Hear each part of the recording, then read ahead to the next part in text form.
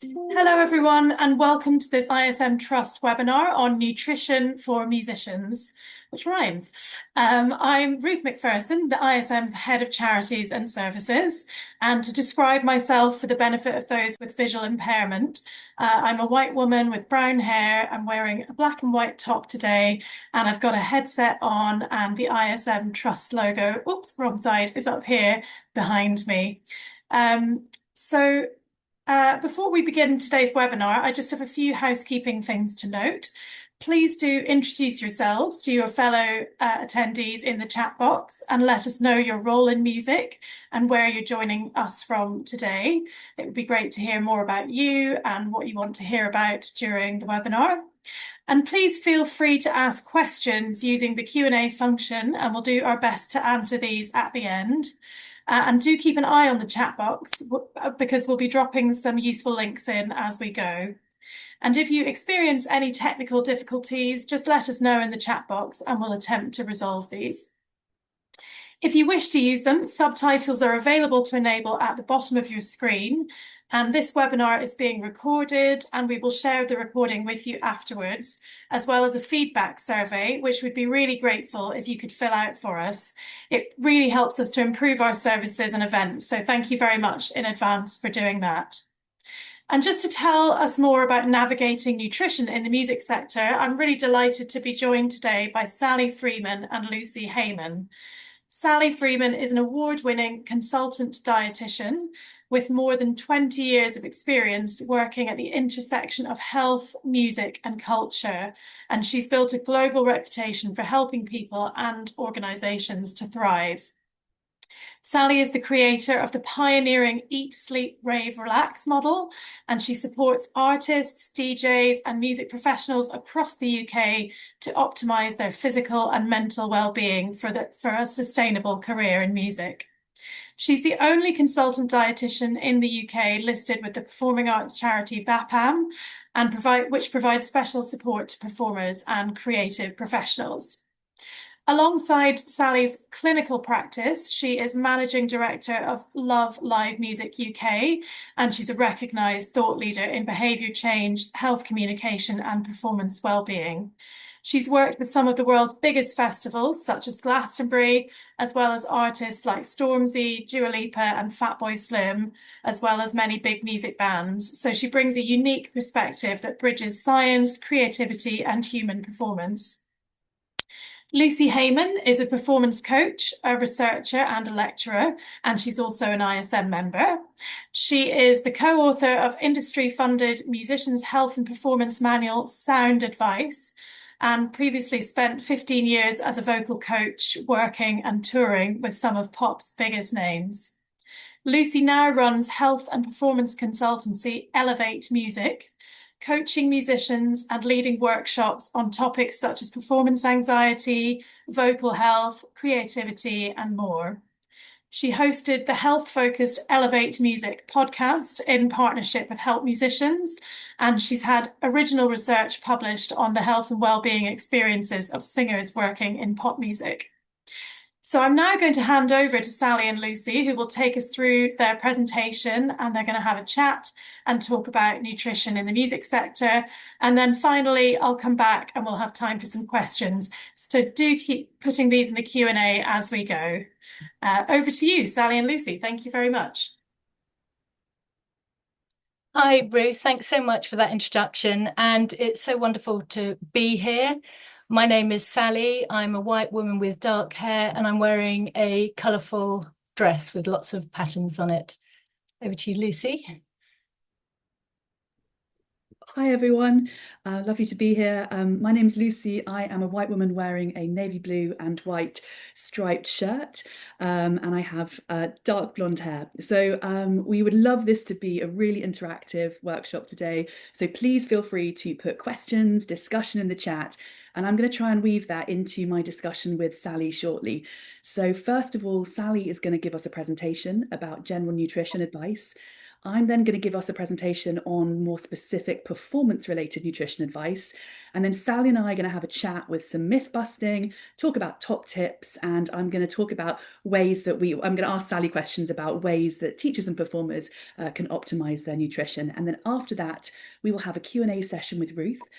So please put your formal questions to Ruth and Ella now, and hopefully we'll be able to come to those. But as I say, feel free to just chat away in the chat, and we will try and incorporate as much of your questions and content as possible. Thank you.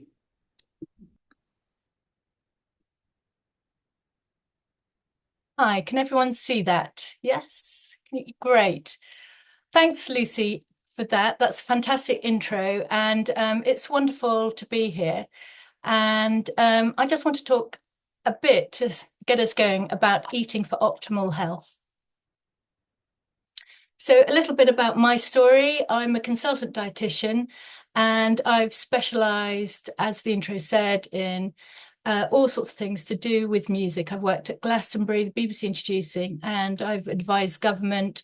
I've also worked in the Pride London community and at other festivals. I'm just really interested in seeing musicians thrive. So that is my goal today, really, in our discussion. Here are some of the artists I've worked with: Stormzy and Dermot and not Fatboy Slim. And there's me in the BBC Introducing with my team of photographers who are brilliant.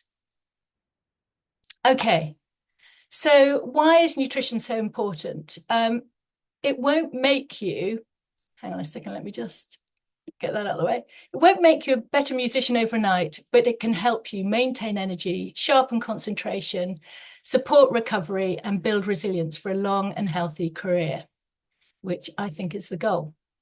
And over lockdown, I was invited back into practice, and I created this model called the Eat, Sleep, Rave, Relax model, partly inspired by Fatboy Slim, Eat, Sleep, Rave, Repeat.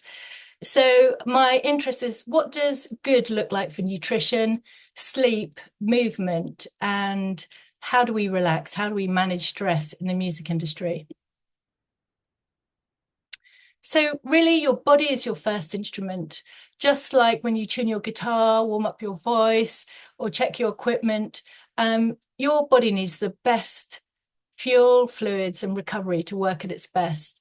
And in many ways, the solution isn't complicated, but the hard bit is to prioritize and look after yourself. And for me, I believe the secret is in preparation. So as teachers, crew, performers, songwriters, and team members, how can we facilitate this? And my first question really is always, what does good look like? Of course, everyone is different, and we live in a world where there are many allergies, there are different ways to eat, but essentially all of us need these basic things in our diet. So we need protein to build and repair. We need carbohydrates. We need fiber. We need fruit and veg, 5 a day. We need good, healthy fats. For example, extra virgin olive oil, and you find that in nuts, seeds, and oily fish. We need vitamins and minerals, and we need things to feed the microbes within our gut. And gut health is, as an emerging science, really is pretty central to our health. And before, it wasn't even considered as a system within the body. So today, I don't know what it's like with you, but it's currently 32 degrees where I am in Hertfordshire, and I'm really hot. So I'm sitting here with a glass of water. So again, what does good look like? 6 to 8 glasses of fluid a day. And working in the music industry, we can often be on absolutely long performances, etc. So my encouragement to you is to not wait until you're thirsty. Your body is 50 to 70% water of total weight. And yeah, it's just essential, really. Things that we consider to be excellent hydration: if you don't want to use water, use milk, or sometimes an electrolyte drink to replace lost fluid and sodium. But that's normally if you've done an extensive performance, or if you are ill, or if you are an athlete running a marathon. The easy clinical thing that we can do is look at the colour of our urine, and it should be pale straw colour. That's an indication that we are well hydrated. Also, especially in this hot weather, I'd encourage you to limit excess alcohol before performances and balance caffeine with water. So our mini take-home message here is hydration isn't just about quenching thirst, it's about protecting your voice, brain, energy and performance. And Lucy's going to talk more about that. So this is for you to look at afterwards. This is the government Eat Well guide, and it isn't perfect, but it does show the major food groups of 5 portions of veg, whole grain carbohydrates, some dairy, some good fats. And then in the bottom left-hand corner, you'll see sweets and crisps and chocolate. Nothing is bad in this world. They just should go into the occasional category. So if you're eating them every day, you might just want to have a look at what you're eating. But that's something for you to look at after the seminar. Okay, so working in the music industry, I feel like we all have unique challenges. So our goal is to be prepared. And I'm a big fan of breakfast. If you look on my Eat, Sleep, Rave, Relax Instagram, I'm always making breakfast. And I'm always thinking about how to have a good breakfast to support musicians. We also need to create a food survival kit. And Lucy and I are going to talk about that, what's in it. Also, I would encourage you to listen to your body. Stop and ask yourself, am I hungry? Am I bored? Am I thirsty? Or am I not sure? But my encouragement to you is to always start with hydration. And what good looks like is about 1.5 to 2 litres of fluid per day. And this can be water, juices, tea, coffee, green tea. I'm going to also encourage you to avoid the high energy drinks, the sodas, the pops, because they're often very high in sugar and caffeine and can affect your sleep. Alcohol, recently the WHO have just reclassified it, and they have said that there is no safe limit. For some of us, that would be, well, I love a glass of wine. So my encouragement to you is, if you are going to drink with friends and with food, and don't drink before you perform. Okay, so the goal is balance. We're looking at nutrition today, but it's not alone. I would like you to think about your sleep, your movement, and how you relax. Yeah, the healthy diet is only one piece of the puzzle. And my encouragement to you, I know many of you are teachers, is to take some time this summer to plan for September and to really look at these 4 pillars and go, okay, what small changes can I make? Because change is about small, sustainable changes. It's not about changing everything. And yeah, we're going to talk a bit more about that. So yes, maybe consider having a mini audit of your life, your nutrition. Where are you with your nutrition? Are you looking after yourself? What could you do to improve your nutrition? Lucy and I are going to talk about some ideas. So that's the intro. Please follow me at Eat, Sleep, Rave, Relax if you want to. And then I'm going to go over to Lucy. Great. Thank you so much for that, Sally. There's loads that we're going to unpack in the conversation shortly. So I'm now going to share my screen. So bear with me, everybody.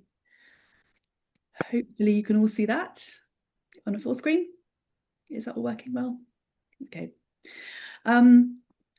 So yes, vocal and performance coach. So I've worked on some really big tours, and I was also a peripatetic teacher for about 10 years. So I know some of the nutrition challenges of having incredibly busy schedules, working over meal times, and actually trying to find creative ways to cope with that.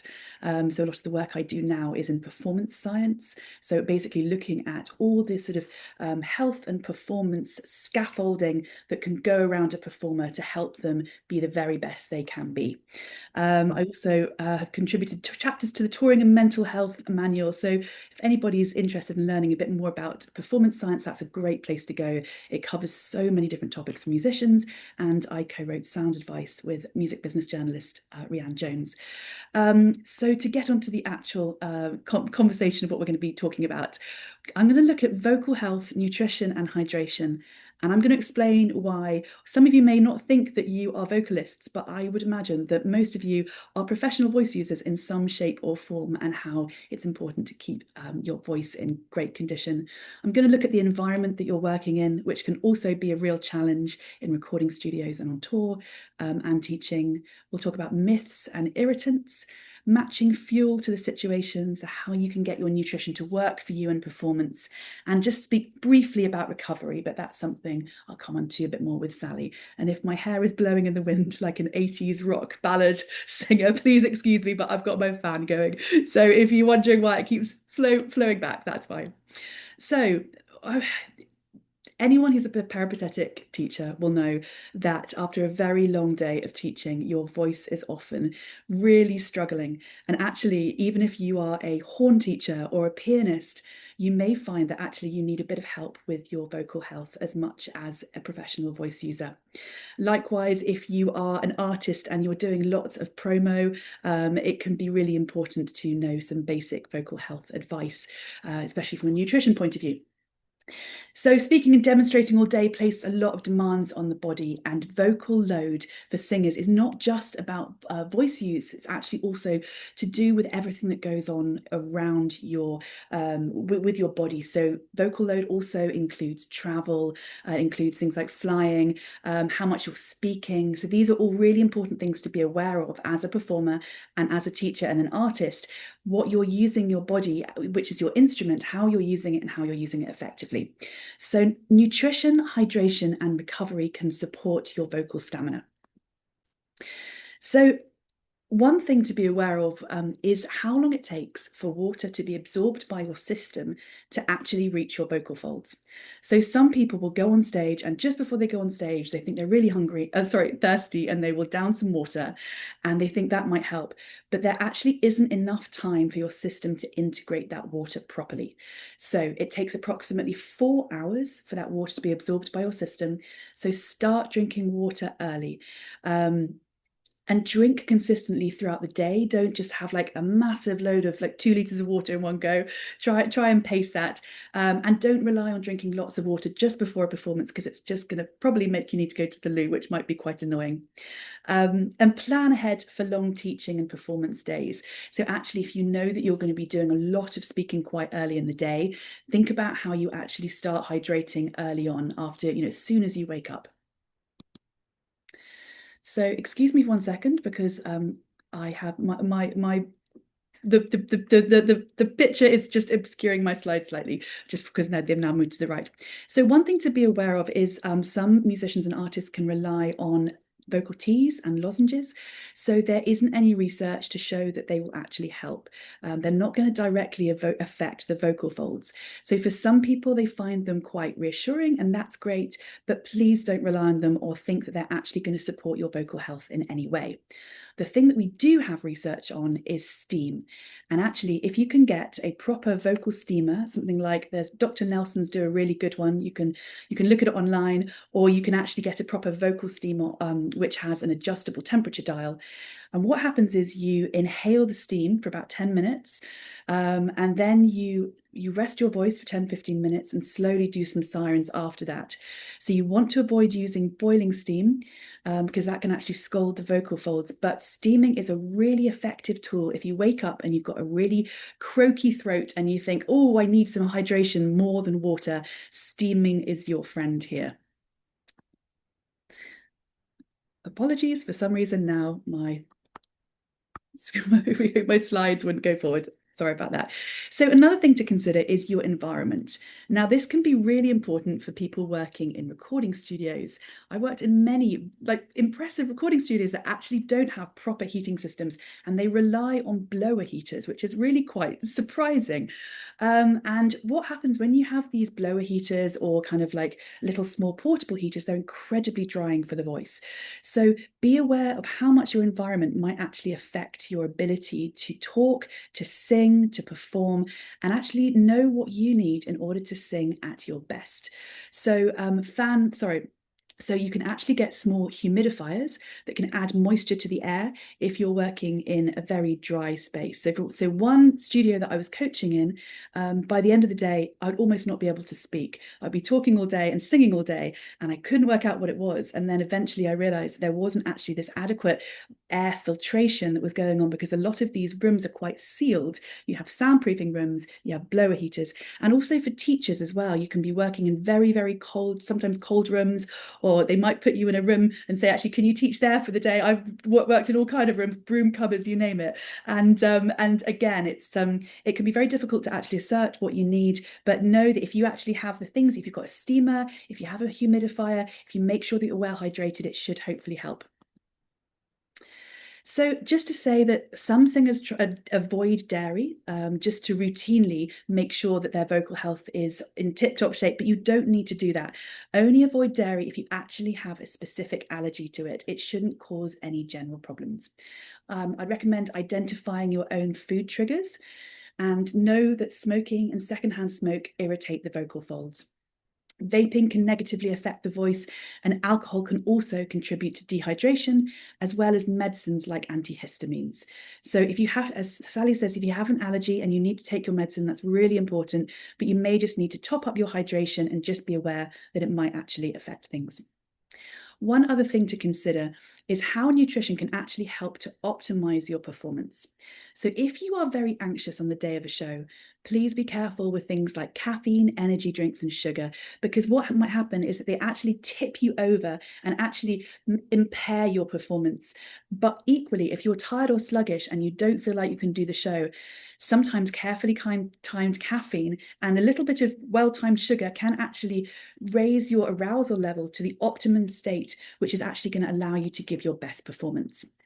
Slow release carbohydrates are best and can support steadier energy. And think about the timing of your food as well as what you eat. So we want to be aware of issues with things like reflux, which can happen when you eat very, very late at night. Now, this often happens. So often I've seen tours and things where people don't want to eat before the show and they all go out after the show.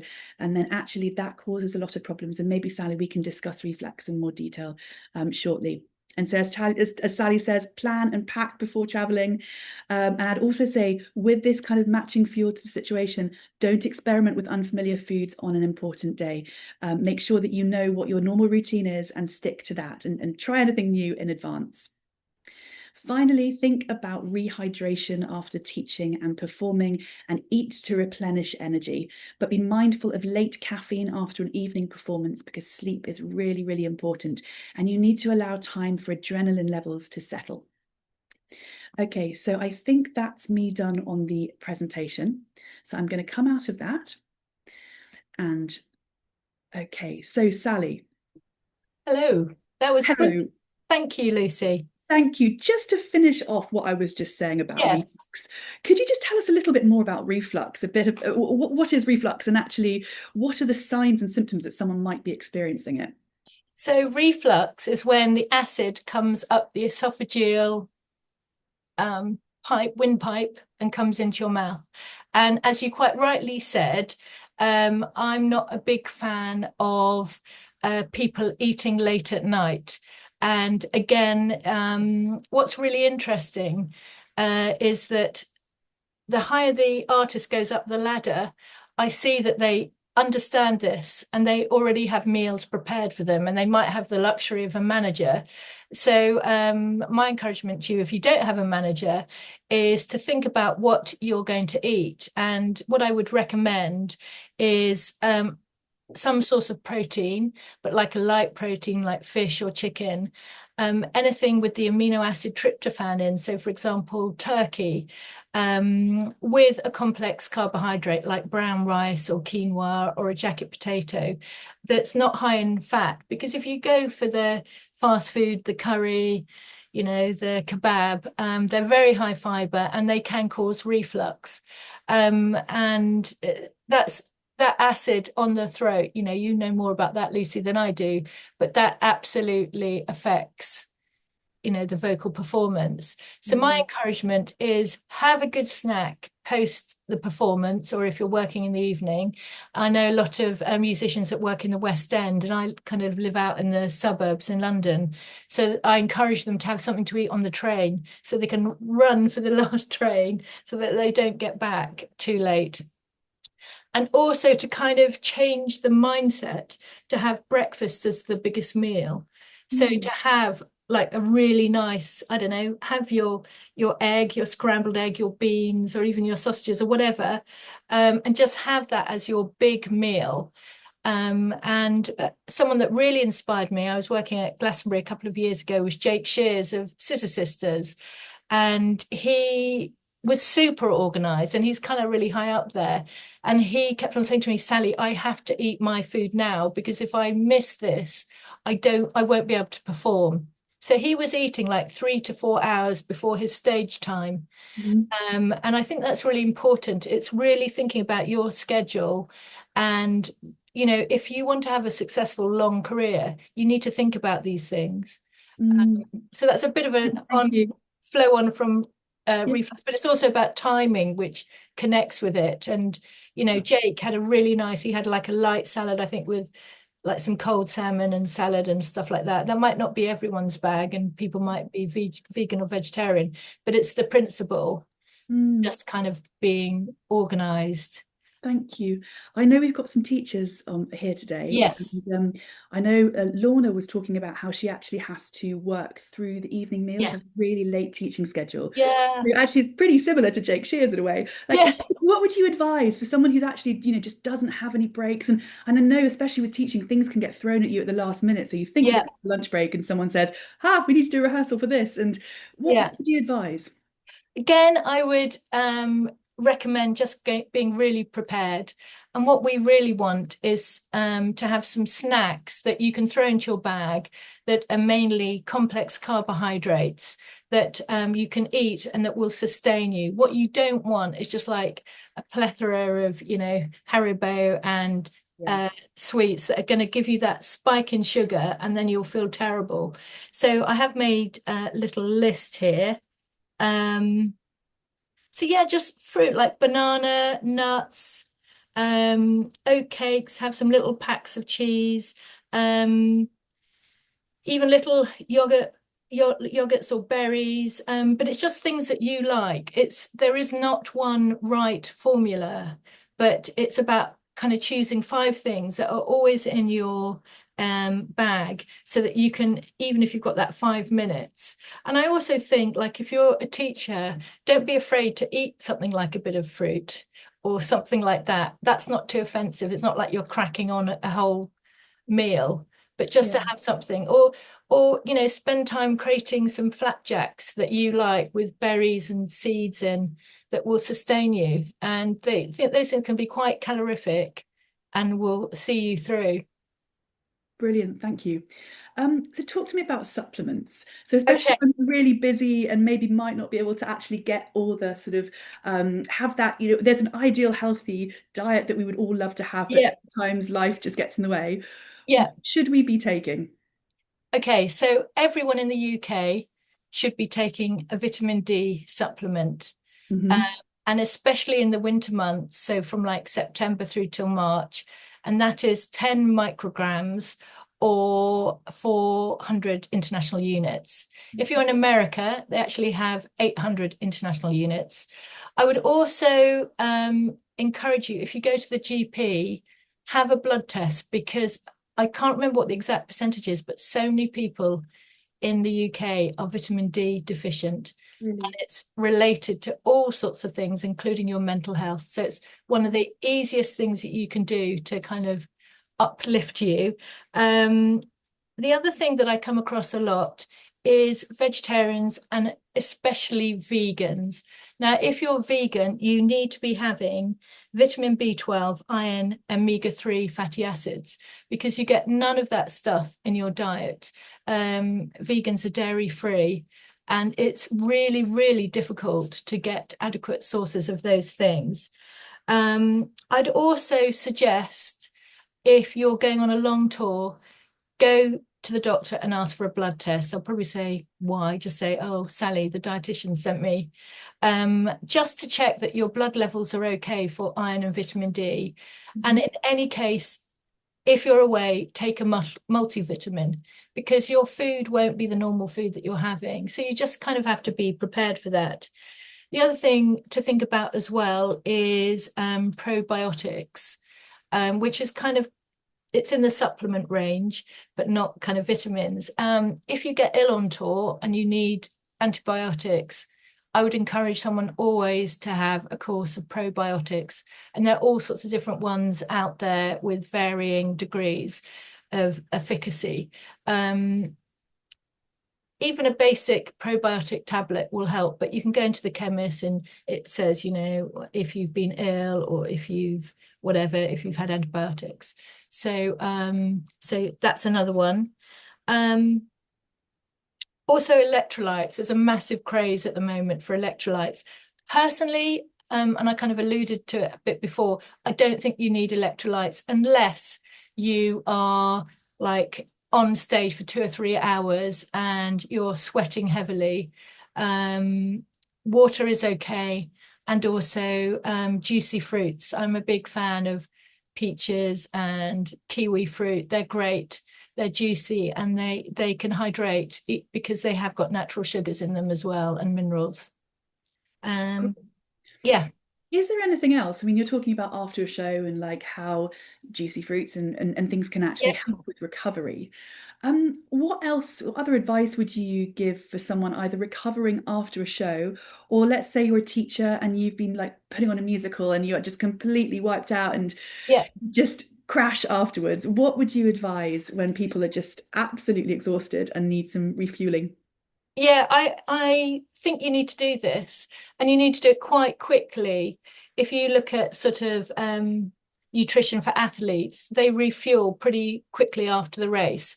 And what I mean by that is having a smaller meal. And I have listed some options here: banana, oatcakes, yogurts, a smoothie, peanut butter on toast, rice cakes and hummus, a bowl of porridge with berries. And again, to prevent reflux, other things you could consider: a soup. Again, I mentioned jacket potatoes. Prepare overnight oats. I'm a real fan of overnight oats. So what you do is you basically get a jam jar and you put some oats and yogurt and berries and seeds, and you can just shove it in the fridge and make it the night before, and then it's ready to eat. And you Okay. put a bit of milk and kefir and stuff. And just throw it in your bag and it's ready to go. You can even freeze it a bit so that it will stay cool for the late night. But it's something that, or even a small sandwich, but you just need to think about it, and you need to be thinking, okay, the goal is not the curry or the fast food, just because it has a knock-on effect. So that will affect your sleep. It will prevent you going to sleep, and you'll lie there with a massive full tummy. And then that will have a knock-on effect that you feel terrible in the morning. So if you're on tour for months, it's just really important. Yeah. You mentioned kefir then. Yes. There seems to be like a lot of hype around kefir and fermented foods. I Yes. just wondered if I'm a anyone doesn't know much so about fermented foods. so I'm a big fan. And there is just loads of RCT trials going on at the moment, randomized control trials, showing that why fermented food is so important is it feeds your gut biome. And again, your gut biome is so important because it makes these things called short chain fatty acids, which are the building blocks for all your brain neurotransmitters. And they're thinking it's really related to mental health. So there's a kind of, I was watching a seminar today, actually, briefly, and there's a big thought of really just have fermented food each day. And what I mean by that is kefir, kimchi, oh gosh, I can't remember the name of the drink. It's gone, kombucha, just things like that that basically feed your gut. And they're just so excellent for your mental health, your physical health, and also your immunity, because all your immunity actually lies within your gut. And I think, I don't know if we've mentioned it, we were talking about, getting ill on tour. Mm. Um, and or just getting ill as a teacher. I know so many music teachers right now who are on their knees, they've like broken up for the summer term and they just feel exhausted.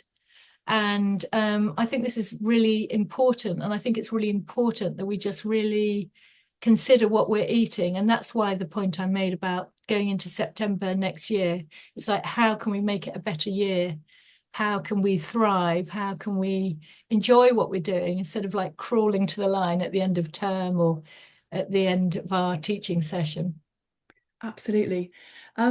And also with teachers, you've got that thing where there are so many coughs and colds going around, Yes, aren't there? I yeah, remember it was just a constant struggle to try and stay well, yeah. especially as a voice teacher. I mean, as soon, Oh my as soon as you gosh, get yeah. ill, you can't sing and you can't demonstrate, and then it was a real challenge. And so those kind of foods could really help, could they? Yeah, I again, your immunity is totally connected with your gut and what you eat. But Mm. it's these incredible short chain fatty acids that we make in the lower gut. Mm. And they're made by bacteria that feed on fiber and polyphenols and all these fermented foods.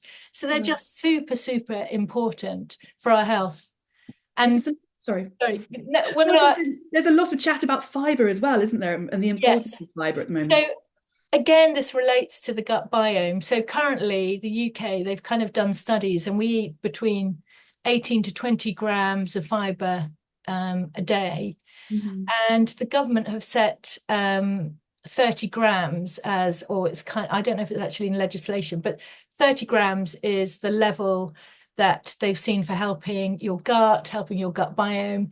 And that's quite difficult. So again, it's about doing slight tweaks to your diet, kind of looking at whole grains, maybe choosing wholemeal bread, um, more fruits. And for example, nuts are fantastic in fiber. And the other really surprising thing that's really high in fiber is dark chocolate. Who, Oh, do, wow. who doesn't You, like dark chocolate? It's got some of the highest grams of fiber in it. right. And so I'd really recommend that for your mental health and if you've Mm. got a sweet tooth. And also coffee's got really high fiber. That's another one that surprises people. But yeah, fiber is really important just for your general health, your gut health, your immunity, and your mental health. Thank you. And so, like 30 grams of fiber, like Yeah, realistically, for anyone listening, what does that actually look like? Like, how many right. portions of, like, just give me an example of Oh, like kind um, of meal plan with 30 grams of fiber. okay. So, breakfast would be oats with maybe some muesli in it. Right. There is a product called 30 a day that's made by Zoe, but it's really expensive. So I Mhm. literally go to Tesco's and I get some sunflower seeds, chia seeds, and all sorts of other seeds, and I put them in a jam jar and I sprinkle that on top. So that's Right. just upping my fiber. Yeah. Just things like wholemeal rice, brown pasta. I know that's not everyone's thing, Mhm. but there has also been a big movement to using beans more. So kind Okay. of adopting a Mediterranean diet. That's one thing I didn't talk about actually. A Mediterranean diet which is full of fruit and veg and beans. So if you look at all the populations in the Med, they're obsessed with beans and so I'd encourage you to branch out from just your baked beans on toast. Yeah. Look at chickpeas and butter beans and white beans.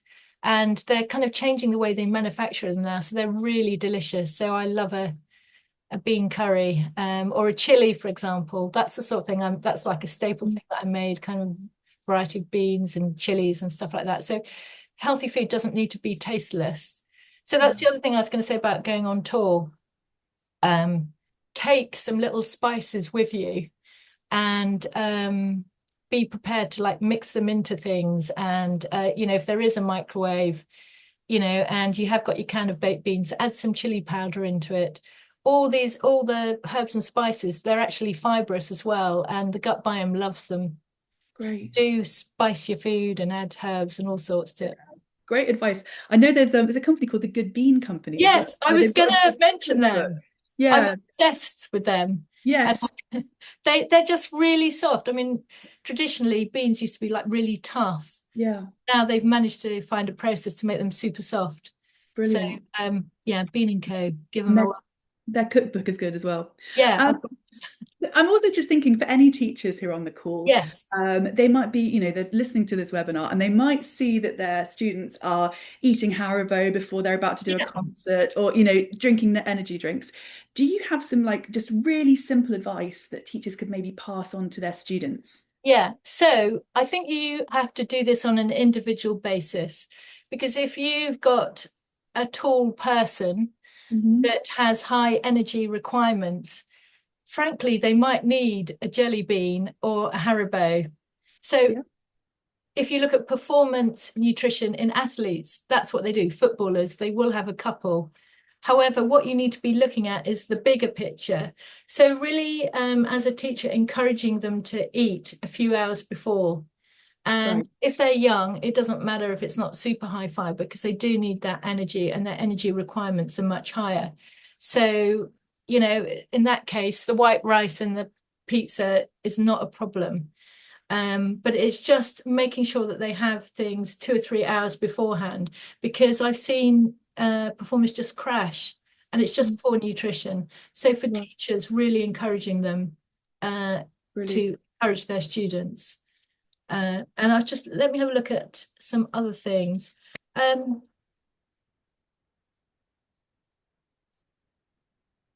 yeah, it's just kind of being prepared, having things in the bag. So like mixed nuts, again, cheese with oatcakes, boiled eggs for some, Greek yogurt, kefir, um, rice cakes, just you can even use some of the sweeter things like Nutella and stuff in small amounts. That's great. Mhm.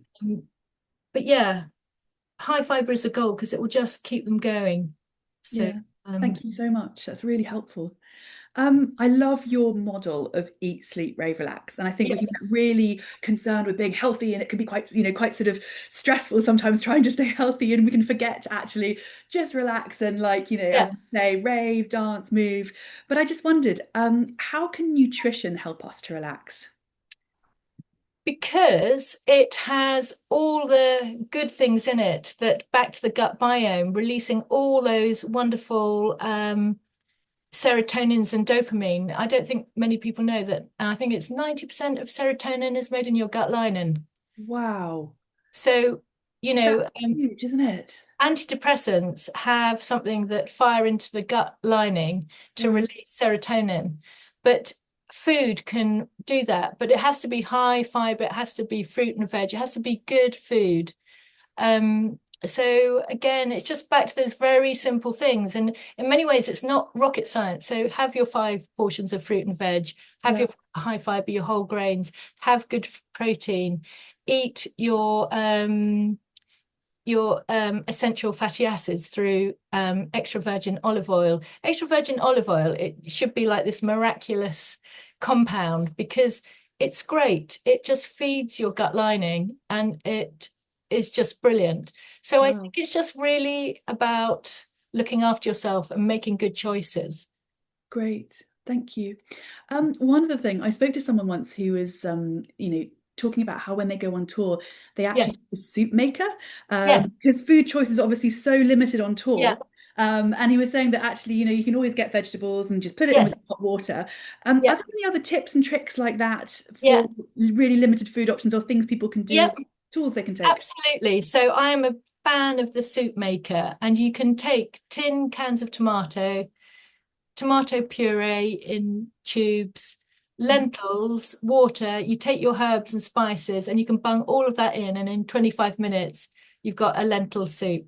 You can most garages or service stations, they may have like a fruit and veg bit. So I think that's a really, really brilliant piece of kit. And you just plug and go. So Great. and you can do that with all sorts of things, and it can be really nutritious. And you can find a loaf of bread, have a bowl of soup. Mm. grate some cheese on it or cut some cheese or not, and then you're fine. Other things that I think are really important if you are on tour, or even for teachers or crew or whoever, an insulated lunch bag so that your food stays fresh. Obviously a reusable water bottle. I'm also a fan of, and if you can get it into your suitcase, a sharp knife for cutting fruit and veg. So time you might have, but resource you may not. But if you've just got a way of kind of making a little fruit feast, I call it a fruit feast, you get 3 pieces of fruit and cut it up and just make it look nice. So it's kind of that aesthetic of you're looking after yourself, you're finding time to do something. I'm also a fan of a thermos flask. I've got this like really fat, stubby thermos flask that's got a wide mouth. And what you can do is you can make your soup in your soup maker and then decant some of it and save it for later. So then when when you're knackered and you've done your performance, you're like, there's something good there. Equally so, small cool bag with freezer blocks. Again, you might not have access, but a little cool box, take that. Again, we talked about the mini spice pot, salt, pepper, herbs. And also, there's a whole kind of thing against ultra processed foods, but sometimes needs must. And so I'm a fan of things like instant porridge, take all sorts of different peanut butters, nut butters, peanut cashew. Again, that would be an issue if you were allergies, but I want to talk about that in a second. Also, I'm a massive fan of tinned fish. It's really healthy, all the right fats. If you take like some mayonnaise, you can mush it up, or vegan mayonnaise and shove it between 2 slices of bread, you've got a sandwich. And your system will love you forever if you have tinned fish. So let me have a look and see if there's anything else. Oh yeah, I could just go on. I'm waffling on now. No, I was just going to say I'm going to have to go out. I'm going to have to watch this back and actually take notes because there's so much amazing information here. Thank you. I'm just aware that we're going to come on to some questions from Ruth. Yes, go for it. So, is there anything? I just want to make sure that you've said everything you want to say. Yes, I've said the stuff about vegans. I think my kind of final message is music is demanding physically, mentally, and emotionally. So you don't need a perfect diet, but you do need a consistent one. And the performers who achieve the most over the long term, they're not actually following restrictive diet. So I'm very much about positive nutrition. We shouldn't be restricting ourselves, but looking at ways that we can get a good diet the best that we can, and also to be kind and compassionate to ourselves. Life isn't perfect, and sometimes when you're on tour, life isn't perfect, but if you're having all the things that I'm talking about, you'll be fine. Amazing advice. And then we can all go and do the thing that we love at our best, which is what it's all about, right? And that's the goal. That's the goal. Sally, thank you so much. I'm gonna invite Ruth back in now, who I think has got some questions from participants. Thank you so much, and thank you both for that your brilliant presentations and that really fascinating discussion. I love the idea that your body is your first instrument. I think that's a really nice takeaway for us all to think about, and also that for teachers as well as performers, vocal load is really important to consider. So we've had quite a few questions. We had some that were pre-submitted, and you've kind of covered this already, but in terms of allergies and intolerances, do you have any specific tips on dealing with those while traveling? And someone also mentioned, I think it was Susanna, that antihistamines can have a bit of a bad effect on her voice. Is there any way of alleviating this? I'll do the allergy bit. Do you want to do the antihistamine on the voice bit, Lucy? Yep. So essentially, I work with a lot of people that have very bad allergies, and my main encouragement is to be prepared. So if you have an EpiPen, make sure it's in date. A lot of them go out of date really quickly. And also it's about communication. Tell your manager, tell your bandmates, and think about when you're going into the venue, if, for example, you're allergic to nuts, are there any nuts anywhere? And just to communicate it, put it on the rider so that you have no nuts. That there are no nuts in the room. It depends on the individual and the sensitivity, but again, it's about planning. And also, you will know your body, and there are times of the year, for example, when all the pollens come out in spring or in April, where it's really hard work. So just be aware and just have an action plan, and also to communicate that. So I encourage people, if they are particularly sensitive, you have an action plan where you have the number of your doctor and what to do if anaphylactic shock happens. And so everyone knows exactly. If it's just things like, I say if, hay fever, etc., there's the kind, I recommend like all the nasal sprays, and I do recommend antihistamines, but I can appreciate, Lucy, from your viewpoint, that it would affect vocal performance. So that would be if you weren't singing. What do you think about when people are singing? Well, I can speak about this as well from personal experience. I have allergies, and I was quite surprised by how drying they were for my voice, and they did affect my voice. My advice for this question would be to go back to your doctor and to say that you're a professional voice user and you're experiencing problems with your voice. There are other medicines that are available. There's lots of different types of antihistamines. So I don't know if you're getting them over the counter or from your GP, but if they are from your GP, there are other ones you can take, and there are also different routes and mechanisms that can actually not be quite as drying. If your GP isn't very supportive with this, I would say to contact BAPAM, the British Association of Performing Arts Medicine. So they have performing arts specialist GPs who understand the needs of professional voice users, and there'll be somebody there who'll be able to actually advise on your specific case. I would actually add as well that if you're having a particular attack, and I know this because my children have very bad allergies, hydration is key. And I use the picture. It's like if you've got allergies, it's like a little fire burning in your system. But then if you have a trigger, then suddenly it's like a raging fire. So therefore, you literally need to dampen it down. And by drinking lots and just going to the toilet lots, it manages a lot of the histamine, because what you want to manage is that histamine. And also too, something that can be useful is a cold shower. So if you have eczema or hives or anything like that, just to damp down your whole system. Do not drink. That is fuel to the fire. Okay, thank you. That's fantastic advice. I know we've talked about probiotics already, but we did have a couple of questions on that. And maybe you can't kind of recommend specific products, but someone did ask, can you recommend any probiotics for gut health to support performance and general well-being? And someone else asked about Simprove, what you think of that. They've been taking it for a while for IBS, but do you think it's a good product or is it a con? I actually think Simprove is amazing. And if you have IBS or any, irritation with your gut, I've had huge success with it with my patients. However, there are some patients who I've given it to and it hasn't affected them at all. So this science is evolving, and Simprove only has maybe 2 or 4 active bacteria within it. And for some people, it will be brilliant. For other people, it won't be. And what they've found now is that for different parts of the body, we have different microbiomes. So we have a different microbiome in our womb, to our ovaries, to other parts of the body. So it's about what works for you.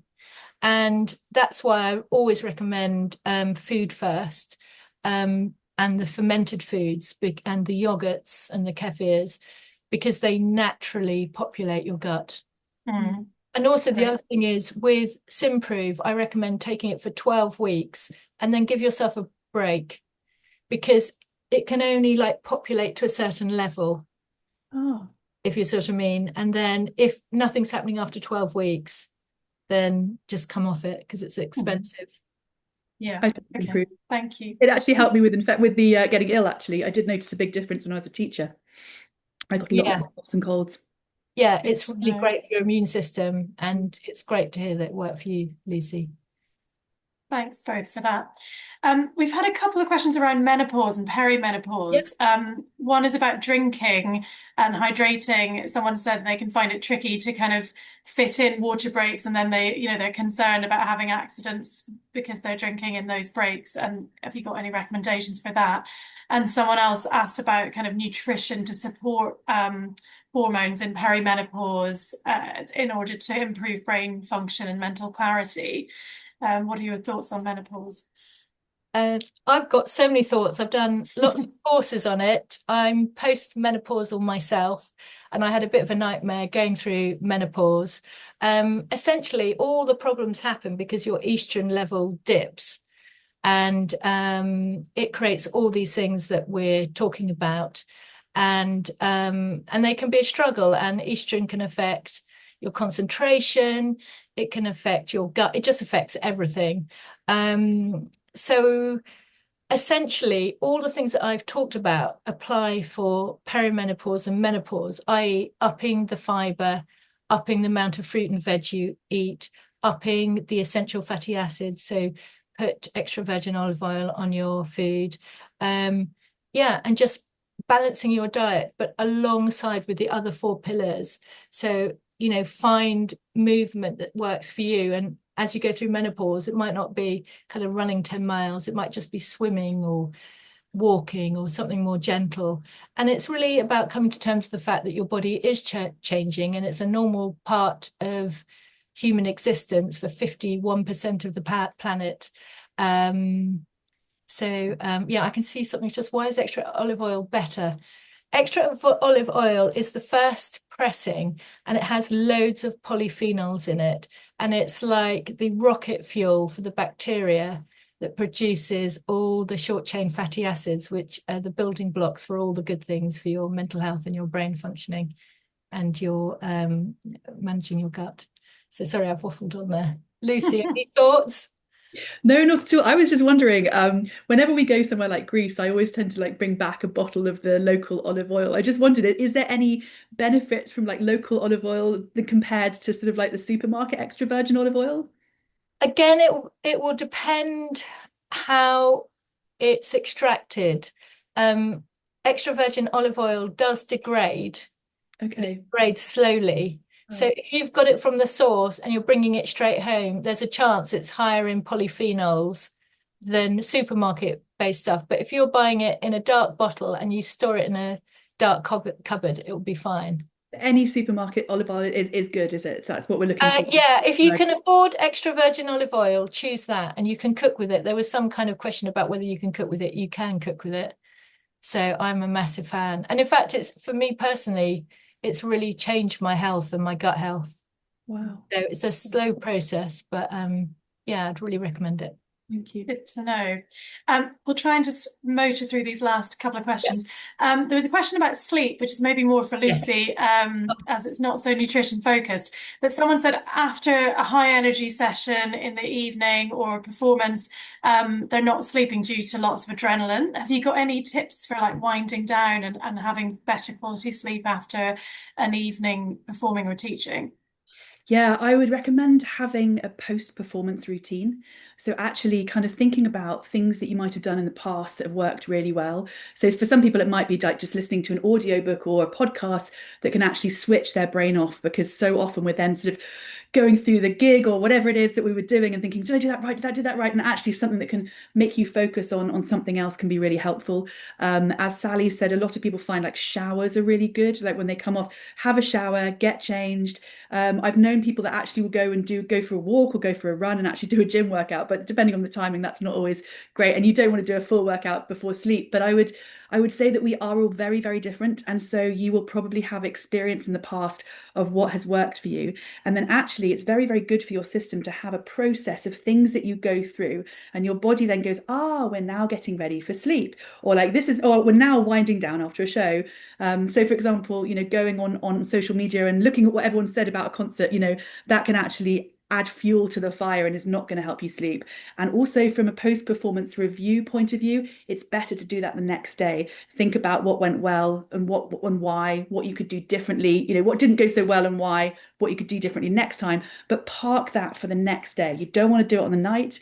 Things like, obviously, we know all the things about like avoiding screens before bed, but Sally, I'd be interested to hear your thoughts on this. I've been reading about the benefits of magnesium glycinate, and I Yes. found an L-theanine, and I have found that has been a game changer for my sleep. Yeah. What do you think about that? Yeah, I agree. For some people, that's absolutely brilliant. It doesn't work for everyone. So again, we're all individual. So it's about finding your recipe for you. So yeah, give it a whirl. The other thing I would encourage you is to have stimuli that say it's sleep time. So for example, have an aromatherapy oil that you put on your pillow. Have a silk sleep mask to block out light. And if you're touring in other countries and other time zones, this is really helpful. I also encourage artists to take their own pillow sheet, buy a very nice either silk or Egyptian cotton or just something, treat yourself so that you put that on the pillow, you put your thing round, your mask round around your head, and also to do breathing exercises. So to engage the vagus nerve, just to kind of bring your whole system down. So I do a lot of breathing exercises with clients for the end post-performance, and that really helps. Those are some great tips. Thank you so much. Right, I'm just going to ask one more question on processed foods. So Sandy mentioned in relation to the beans point, she asked if processed beans are okay. But generally, processed foods, what are your thoughts? Should we avoid them, or are some of them okay? Oh, it's a nuanced thing. Like beans, for example, are ultra processed. They're boiled, they're in their jam jar, whatever, but they are absolutely brilliant. I think the ultra processed foods to avoid are the high sugar, high salt, ready meals. Those are the ones we're talking about. So really the kind of overall thing is try and cook from scratch. But there are lots of products, like if you haven't got milk in the fridge, another thing to take on tour, UHT milk. Yes, it's called ultra high processed milk. That's kind of what it is. But it's great. It's just had all the bacteria taken out of it. So we have to look at the bigger picture and say, okay, well, this is ultra processed, but it's providing those nutrients. But ultra processed sweets, chocolates, crisps, all the kind of sugary drinks, it's best to try and avoid those.